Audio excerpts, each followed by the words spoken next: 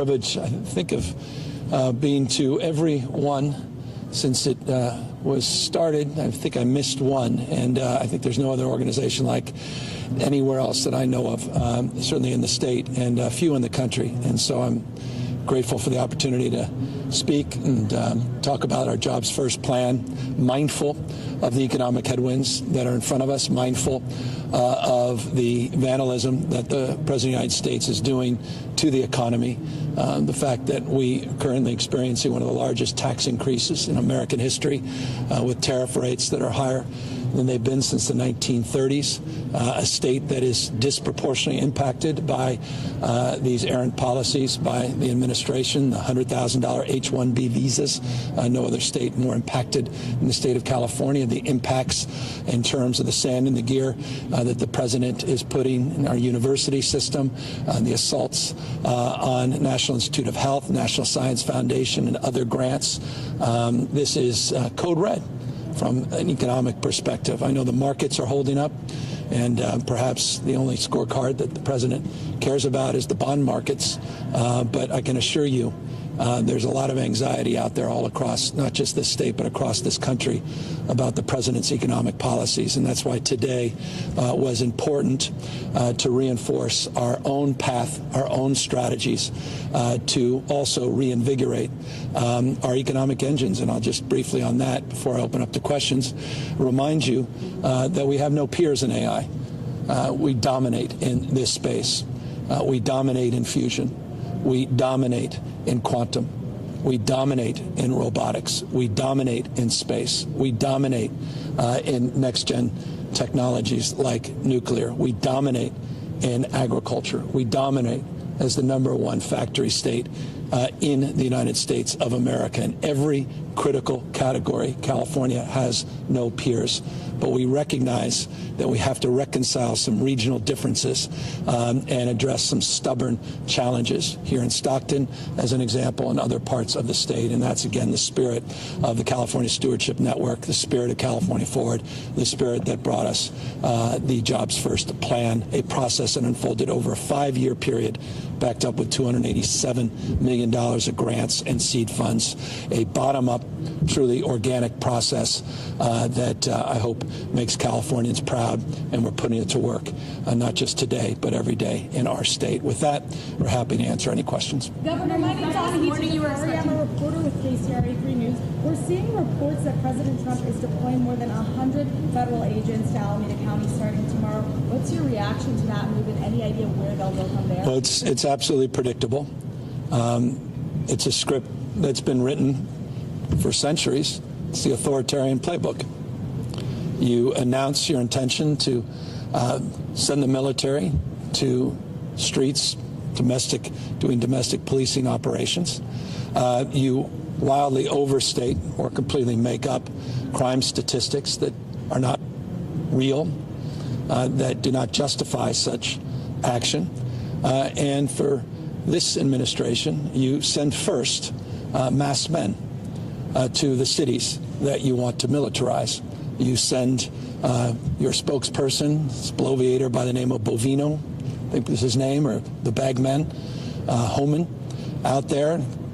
You do a bunch of social media videos. You bring your entire press corps there to highlight your patriotism as you're out there taking strawberry salesmen off the street. You find a few people that deserve to be taken off the street, unquestionably. You highlight those, but there's hundreds that are collateral damage.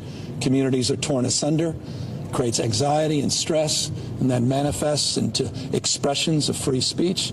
And then you use those expressions and those images as the justification to send the guard and suppress free speech, suppress free expression. And you do that not only June, July, August, September, but you dial it up around election time. You dial it up around November. You do it a few weeks before. You dial it up in more and more cities. You suppress the vote. And you continue the path of rigging what we know is the intention of this administration, to rig next year's midterms and perhaps to wreck this country. as this president has tried to do on multiple occasions, and I don't need to give you any more evidence of that than what he tried to do on January 6th, where he tried to light a match to democracy. He tried to wreck this country, tried to dial in and find 11, 12,000 votes in Georgia, and of course what he's doing and just did in North Carolina, what he's trying to do in Indiana, what he did with 5 votes in Texas. It's code red for our democracy, and this is as predictable as daylight and darkness, but the darkness of this administration has no peers, and it is a disgrace, but it is hardly surprising. It cannot be allowed to be normalized, and we need to call it out for what it is. Governor, you said this morning you're expecting to see troops and ICE at polling places. Do you have communications to indicate that will... I have experience. We kicked off our Election Rigging Response Act at a sacred site, the site of the Japanese internment in Little Tokyo, where people were being bussed. As we're there at the Democracy Center kicking off our reaction and response to Donald Trump's efforts to rig the election before one vote, the midterm election, he sent out this Bovino character. He sent out the masked men to chill free expression, free speech, to scare people from participating in our event with 2 U.S. senators, a dozen members of Congress, hundreds of community leaders. I mentioned a strawberry salesman, literal example in that case of collateral damage. Wasn't on the most wanted list, but he was one of the people that Bovino arrested. That is a preview of things to come. I said it with clarity after the National Guard were federalized. There was a reason he extended the federalization through Election Day. I mean, you're hearing it from other governors now. Everyone's waking up to this. Why do you dial Greg Abbott to find 5 seats and say you're entitled to 5 seats unless you know you're going to lose the midterm? He said it yesterday at that sort of Venetian plaza that has substituted for the Rose Garden. It's a wrecking ball presidency. The symbolism of the East Wing is perfect symbolism. This guy is a wrecking ball. And the fact that he said it yesterday should send chills up your spine. He goes, it appears that presidents lose in the midterm. We cannot allow that to happen. At the same time, he's having folks over to the Oval Office from Indiana because apparently J.D. Vance wasn't persuasive enough. You've seen the governor of Indiana, the governor, Republican governor in the Senate say, boy, it looks like we may have to do redistricting because the president may be punitive. He said, maybe we won't get federal funds. He said that, Republican governor. The hell more evidence do you need of what's going on in this country? I won't even get into a $250 million scam that he's trying to run as it relates to this idea and notion that he himself runs the DOJ, or it's his White House. It's not his democracy, it's our democracy. The Founding Fathers didn't live and die to see this moment. So we're going to be fierce in terms of our response.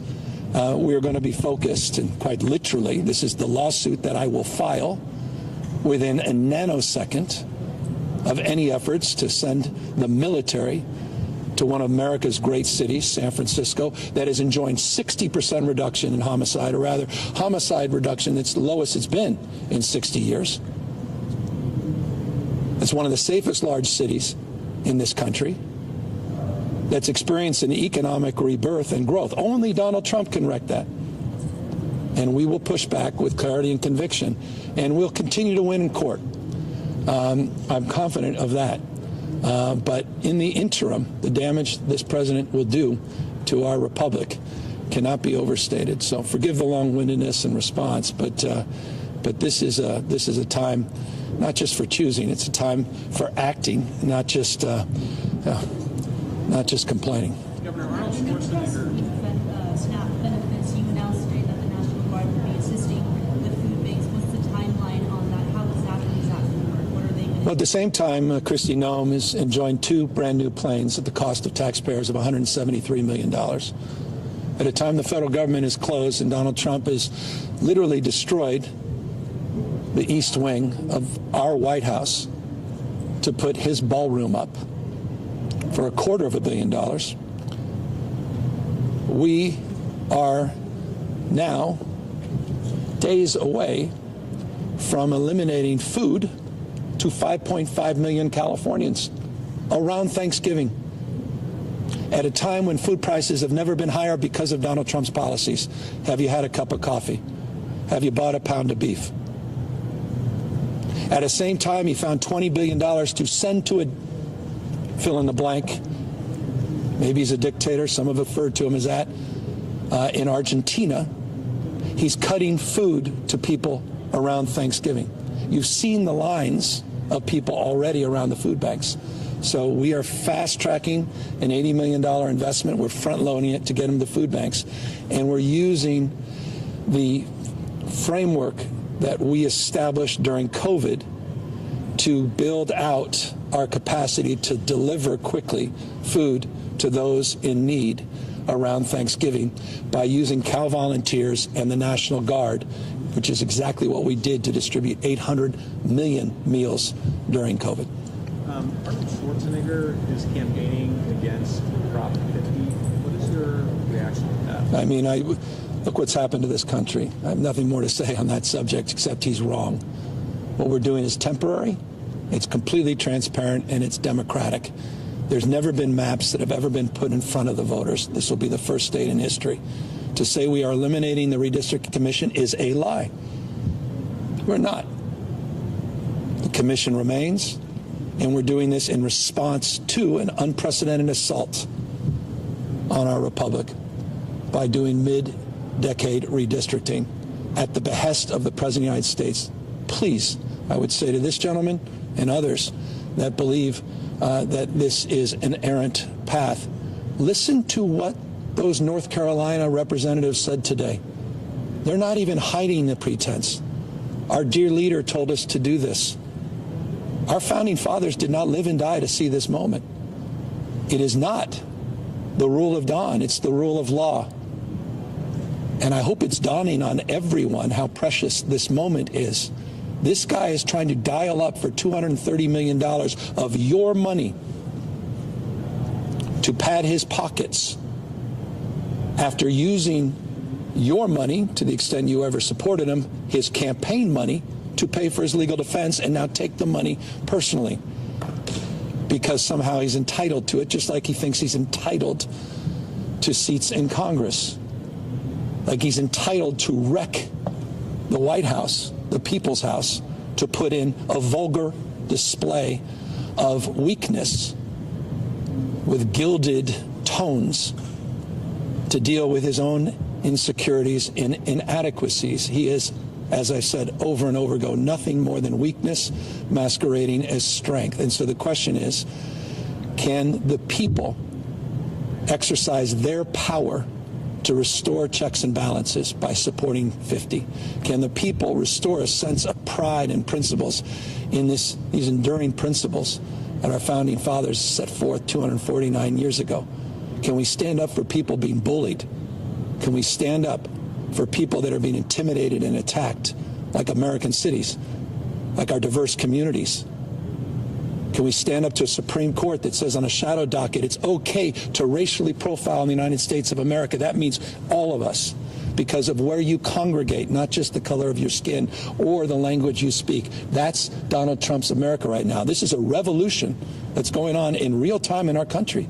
We need to wake up about it. I know it's shock and awe. It could be overwhelming, and every single day there's a new shiny object.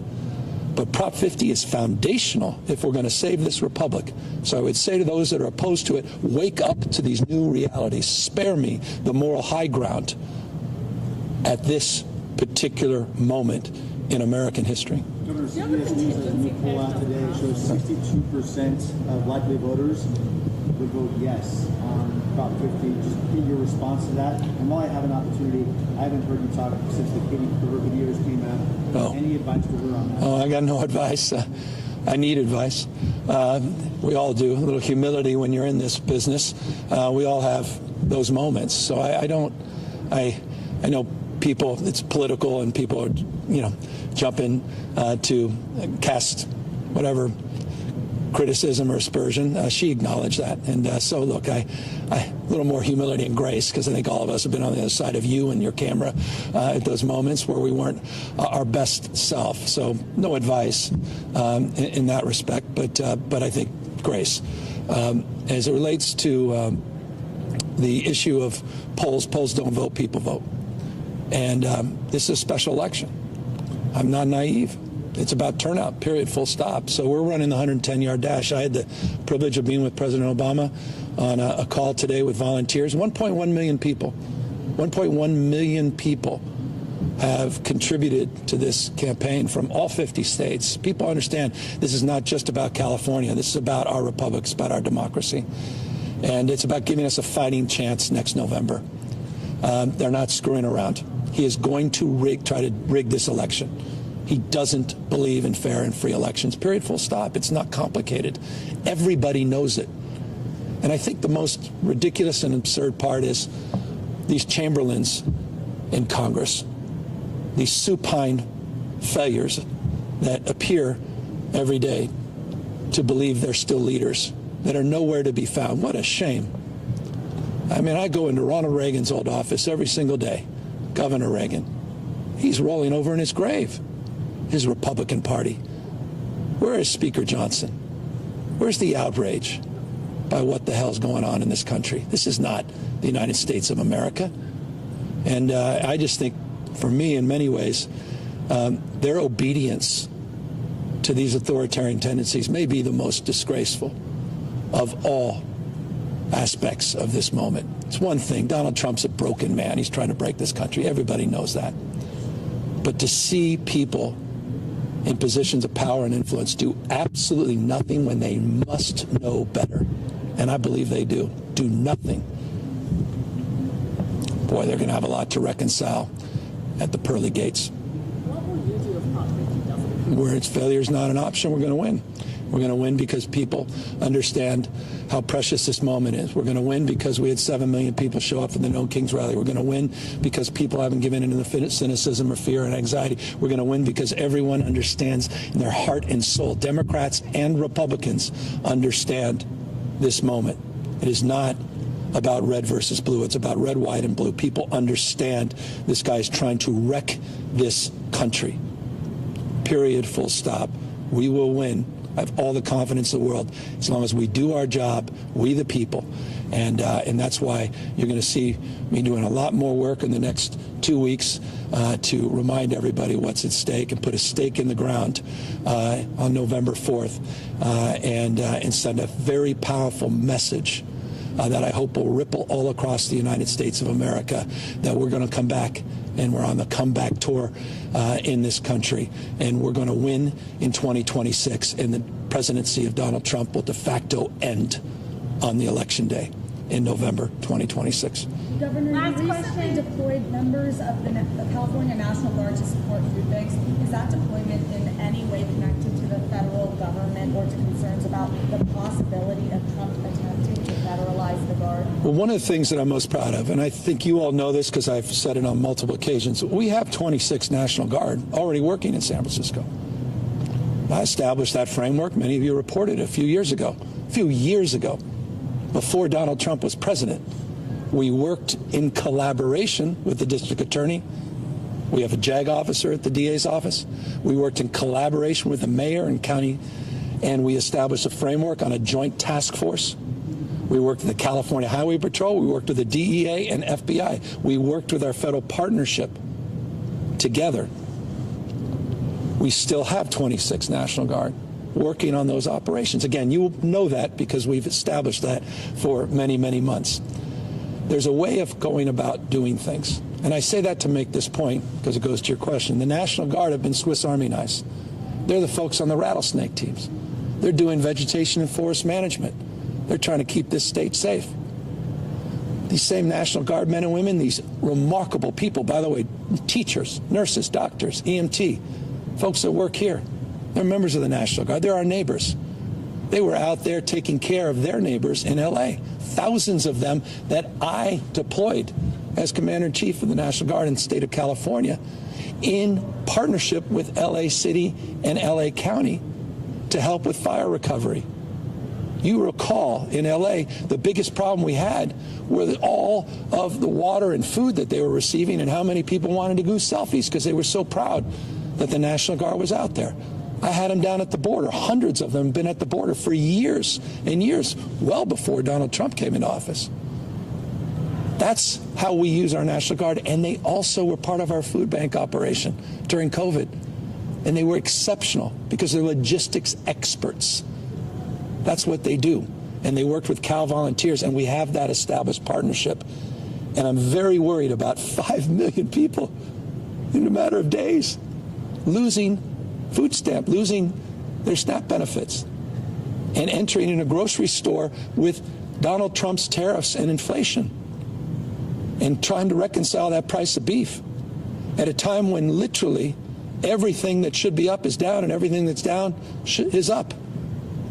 And so we're going to make sure we protect their food insecurity, address their food insecurity, and make sure they're protected and feel safe in that process. And that's what I think we should use the National Guard for.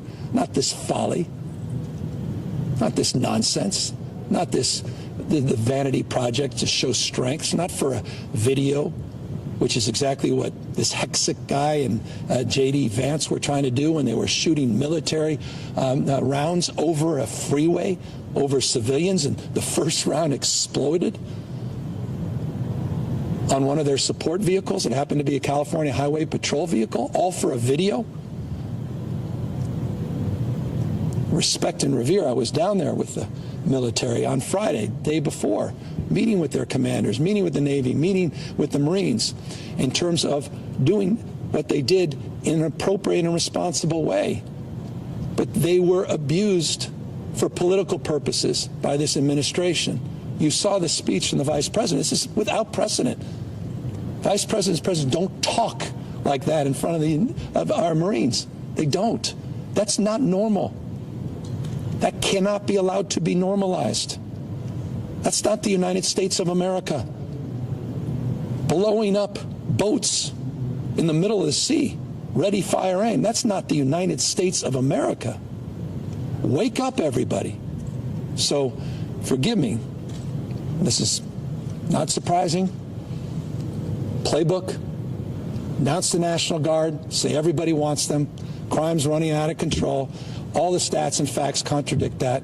You send out ICE and masked men. You get your spokesperson out there that knows how to gin everything up. People get upset. And then you say, see, people are upset. Now, like an arsonist, well, now I got to put out the fire. And then I get to claim credit that I'm providing safety and security across this country. And the great thing is you'll have Laura Ingraham on Fox News say, well done, sir. Why is Laura going to even be more supine? Well, because she's in business with Don Jr., with a guy who's in business with David Sachs on a new SPAC business, Chamath, who's a partner with David Sachs. David Sachs who runs all the AI. Laura Ingraham now has a SPAC business. Imagine what your boss would say if you started to do business with me. That's allowed. And she gets to be their spokesperson on the Pravda network. Fox, primetime. This great grift, unprecedented in modern history. Billions and billions of dollars, the great grift. State capitalism, not just crony capitalism. Ask Intel, ask MP Materials, ask folks at US Steel, ask the folks at AMD, ask the folks at NVIDIA. The hell is going on in this country? None of this is normal. You will be seeing on my Patriot site new knee pads that I'll be sending out, the new signature series knee pads for all these CEOs, for the University of Virginia that I'll add to the list today, for bending their knee, for those law firms, the universities, media companies, as this guy's rolling back, rewriting history, putting us back to pre-1960s world, censoring historic facts. Wake up, everybody. Wake up. Thank you, guys.